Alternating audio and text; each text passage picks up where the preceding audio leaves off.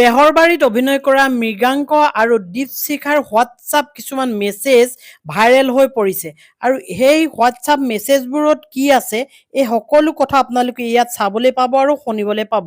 আপোনালোকক কৈ আছো, এইগৰাকীয়ে সেইগৰাকী মহিলা যিগৰাকী দীপশিখা বৈশ্য, যাৰ দুটি সন্তান থকাৰ পিছতো এই মৃগাংক বৰ্মনৰ লগত প্ৰেম কৰিছিল, যাক হোটেললৈ মাতি নিছিল। আৰু ইজন হৈছে ৰাজু আলী, তেওঁৰ লগতো এখেতৰ প্ৰেম আছিল আৰু তেওঁ হোটেললৈ মাতি আনিছিল, মাতি আনি মৃগাংকক এনেকৈ হত্যা কৰিছিল ছুৰীয়ে আঘাত কৰি। আৰু এই মহিলাগৰাকীৰ মুখখন ৰিভিল হোৱা নাই যদিও এতিয়া ৰিভিল হৈছে ফেচবুক বা ইউটিউব বা এনেকুৱাবোৰ নিউজ পৰ্টেলবোৰত। আৰু এওঁবিলাকৰ যিবোৰ হোৱাটছআপ মেছেজ আছে, এই মেছেজবোৰৰ জৰিয়তে বহু কথা এতিয়া পোহৰলৈ আহিছে। এই মেছেজবোৰত কি আছে কি নাই এইবোৰ পুলিচে তদন্ত কৰি আছে আৰু তাৰে কিছুমান স্ক্ৰীনশ্বট মই ব্লাৰ কৰি দিছোঁ তদন্তৰ খাতিৰত। এই স্ক্ৰীনশ্বটবোৰ ভাইৰেল হৈ পৰিছে। চাওক, এই স্ক্ৰীনশ্বটবোৰত এনেকুৱা ধৰণৰ কিছু বস্তু আছে যিবোৰ বস্তু পুলিচৰ হাতত এতিয়া আহি পৰিছে। আৰু এই মহিলাগৰাকীয়ে মাতি নিছিল নেকি হোটেলৰ ৰুমলৈ, 209 নম্বৰ ৰুমলৈ, আৰু এই 9 নম্বৰ ৰুমতে তেওঁবিলাকে অনৈতিক কাৰ্য কৰিছিল শেষবাৰৰ কাৰণে।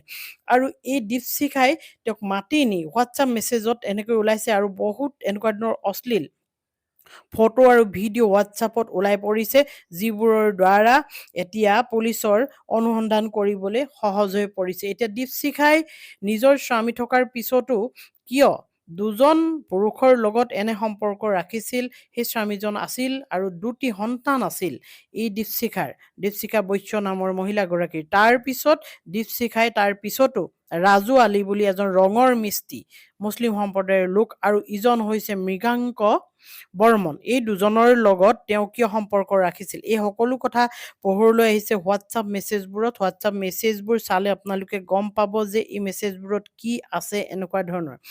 এই তিনিজনৰ সৈতে তেওঁ কিয় এনেধৰণে সম্পৰ্ক ৰাখিছিল এতিয়া ৰাইজৰ চকু কপালত উঠিছে। কিন্তু আপোনালোকে এই হোৱাটছআপ মেছেজবোৰ পাব, মই এটা তলত লিংক দি দিম, সেই লিংকটোত ক্লিক কৰিলে আপোনালোকে এই মেছেজবোৰ সম্পূৰ্ণৰূপে চাবলৈ পাব। আৰু তাত বহুত এনেকুৱা ফটো আৰু ভিডিঅ' আহি পৰিছে যিবোৰ এতিয়া সামাজিক মাধ্যমত ভাইৰেল হৈ পৰিছে। আৰু এতিয়া কথা হৈছে, মৃগাংক বৰ্মনৰ ঘৰত শোকৰ চাহ আহিছে আৰু যিখন হোটেল আছিল চিলভাৰ ইন বুলি, সেই হোটেলখনৰ বহু CCTVৰ ফুটেজ আহি পৰিছে। আৰু এই কাষত যিজন পুৰুষ দেখিছে, এই পুৰুষজনে হৈছে হত্যাকাৰী আৰু এইজন হৈছে মৃগাংক বৰ্মন। মৃগাংক বৰ্মনৰ এতিয়া বৰ্তমান সময়ত ঘৰত শোকৰ চাহ পৰিছে আৰু ঘৰত বিয়া বাৰুৰ কথাও চলিছিল, কিন্তু তেখেতৰ ডেট বা দিন ঠিক কৰা হোৱা নাছিল, বিয়াৰ কথা ইটো সিটো চলি আছিল। কিন্তু এনে সময়তে তেওঁ গুৱাহাটীলৈ বুলি ওলাই আহিছিল আৰু গুৱাহাটীলৈ বুলি ওলাই আহোঁতেই এই দীপশিখা নামৰ মহিলাগৰাকীয়ে হোটেললৈ মাতি নি